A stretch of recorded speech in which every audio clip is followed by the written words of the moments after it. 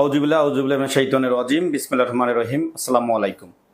কিছুক্ষণ আগে আমি সামাজিক যোগাযোগ মাধ্যমে দেখতে পেলাম যে লালমনিরহাটের হাতীবান্ধা উপজেলার হাতীবান্ধা মহিলা কলেজের ভারপ্রাপ্ত অধ্যক্ষ একটি সংবাদ সম্মেলন করেছেন। সেই সংবাদ সম্মেলনে তিনি দাবি করেছেন গত ৯ জুলাই এল নিউজ অনলাইনে হাতীবান্ধা মহিলা কলেজে একটি সংবাদ প্রকাশ হয়। আমি জানি না এই তথ্য তিনি কোথায় পেলেন, এই সংবাদ তিনি কোথায় দেখলেন। এল নিউজ অনলাইনে গত ৯ জুলাই কেন, ৯ জুলাইয়ের আগে বা পরে এল নিউজ অনলাইনে হাতীবান্ধা মহিলা কলেজের অধ্যক্ষ বা ভারপ্রাপ্ত অধ্যক্ষ বা হাতীবান্ধা মহিলা কলেজ সংক্রান্ত ইতিবাচক বা নেতিবাচক কোনো সংবাদেই প্রকাশ হয়নি। তার এই সংবাদ সম্মেলনটি হলো কাণ্ড জ্ঞানহীন একটি সংবাদ সম্মেলন। অর্থাৎ বিষয়টা এমন যে চিলে কান নিয়ে গেছে এমন খবর তিনি শুনেছেন, উনি নিজের কানটা দেখেনি যে আসলে ওনার কানটা চিলে নিয়ে গেছে কিনা। তিনি একজন অধ্যক্ষ, উচ্চশিক্ষিত মানুষ। তিনি দায়িত্বশীল জায়গায় থেকে লালমনিরহাটের একটি জনপ্রিয় নিউজ পোর্টাল বা নিউজ পেজ এল নিউজ অনলাইন, সেই অনলাইনের নিউজ না দেখেই তিনি এই ধরনের কাণ্ডজ্ঞানহীন সংবাদ সম্মেলন করবে, এটি দুঃখজনক। তার এমন সংবাদ সম্মেলনে আমরা তীব্র প্রতিবাদ এবং নিন্দা জানাই। আমি বলি, একটু ঘটনাটা খুলে বললেই আপনারা বুঝতে পারবেন।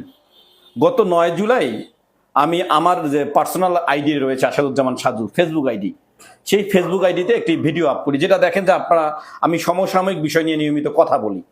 সেই সমসাময়িক বিষয়গুলো নিয়ে কথা বলার মধ্যে আমি হাতীবান্ধা মহিলা কলেজ নিয়ে একটু কথা বলি। হাতীবান্ধা মহিলা কলেজের সঙ্গে আমার আত্মার সম্পর্ক, কারণ আমি যে ওয়ার্ডের বাসিন্দা হাতীবান্ধা মহিলা কলেজ সেই ওয়ার্ডে। হাতীবান্ধা মহিলা কলেজ আমার বাড়ির পাশে, যে কারণে হাতীবান্ধা মহিলা কলেজ নিয়ে কথা বলতে পারি। চায়ের দোকানে কথা হচ্ছে, বিভিন্ন আড্ডায় কথা হচ্ছে যে হাতীবান্ধা মহিলা কলেজের অধ্যক্ষ মোতাহার হোসেন লাবলু ছুটিতে গিয়েছেন। তিনি কিভাবে ছুটিতে গেলেন, তিনি ছুটিতে গিয়েছেন না তাকে ছুটিতে যেতে বাধ্য করা হয়েছে, এসব কথা হয়েছে। তা সেটি নিয়ে আমি কথা বলেছি যে হাতীবান্ধা মহিলা কলেজের অধ্যক্ষ মোতাহার হোসেন লাবলু ছুটিতে গিয়েছেন। আমি তার সঙ্গে কথা বলেছি, তিনি বলেছেন তিনি নিজেদের ছুটিতে গেছেন, কিন্তু মানুষ বলছে যে তিনি ছুটিতে গেছেন না, তাকে বাধ্য করা হয়েছে। পাশাপাশি সভাপতি যিনি হয়েছেন রানী আপা, তিনি কোনো আলোচনায় না, তাকে মানুষজন সেভাবে চেনে না, তিনি কোন প্রোটোকলে কিভাবে তিনি আসলেন। অর্থাৎ সামাজিক যোগাযোগ মাধ্যমে আমি একটি মন্তব্য করেছি। আমি তো আর ওই যে টকশোতে যেতে পারি না, টকশোতে যাওয়ার মতো যোগ্যতা আমার হয়নি। তাই আমি আমার নিজের আইডিতে সমসাময়িক বিষয় নিয়ে কথা বলি। এই কথা বলা অপরাধ, আমি নিউজ করি নাই, কথা শুধু বলেছি, তাতেই আমার বিরুদ্ধে সংবাদ সম্মেলন। আর যদি নিউজ করতাম তাহলে আমি এই অফিসে বা হাতীবান্ধায় থাকতে পাবো কিনা আমি জানি না। মানে কথা বলারও স্বাধীনতা নেই। আমরা কোন সমাজে কোন যুগে আমরা বসবাস করছি? আমরা গণমাধ্যমের স্বাধীনতার কথা বলি, কিন্তু গণমাধ্যমের স্বাধীনতা অনেক দূরের বিষয়। আমি যে আমার নিজের কথা ফেসবুকে লিখবো, আমি আমার নিজের মতামত প্রকাশ করব, বক্তব্য দেব, সেটি বলারও স্বাধীনতা নেই। আর মহিলা কলেজকে নিয়ে আমার বরাবরই পজিটিভ চিন্তা চেতনা। আমি আপনাদেরকে যেমনটি বলছিলাম, মহিলা কলেজ আমার বাড়ির পাশের কলেজ।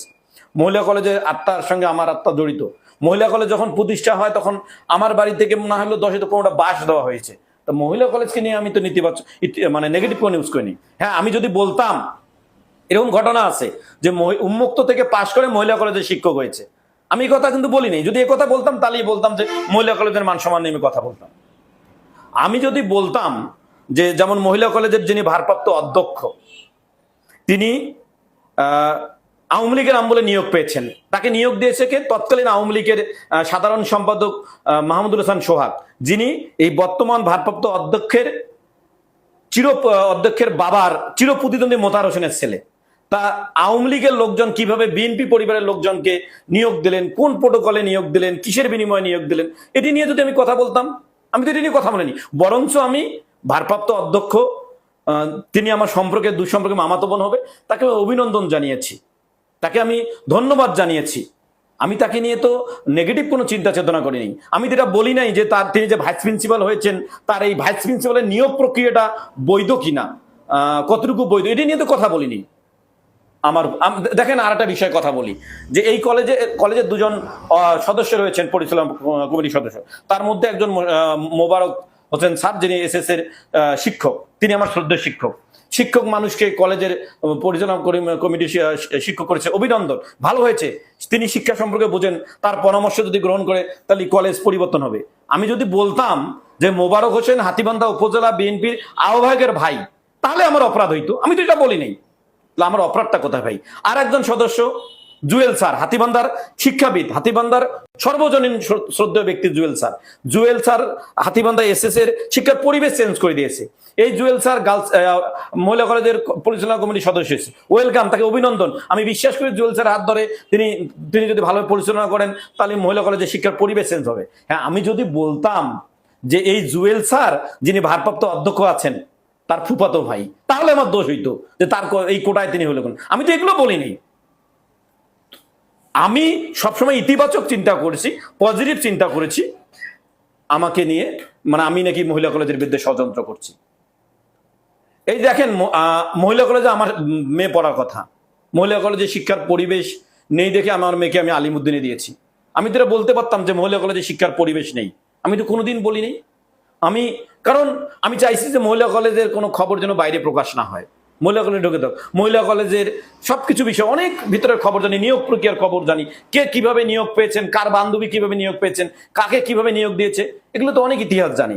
বলি নাই কারণ মহিলা কলেজের, আমি বারবার যেটা বলছি এখনো বলি, মহিলা কলেজের সঙ্গে আমার আত্মার সম্পর্ক। পাশাপাশি যাকে সব কথা অতিরিক্ত বলে ফেললাম, বলতে বলাটা ঠিক না, কিন্তু আমার মূল কথা হলো যে এলনুচ অনলাইনে কোনো সংবাদ প্রকাশ হইলো না মহিলা কলেজ নিয়ে, অথচ আজকে তিনি সংবাদ প্রকাশ করলেন যে এলনুচ অনলাইন মহিলা কলেজের বিরুদ্ধে ষড়যন্ত্র করছে। আমি জানি না, এই বিচার আপনাদেরকে দিলাম। সবাইকে ধন্যবাদ। খোদা হাফেজ। আসসালামু আলাইকুম।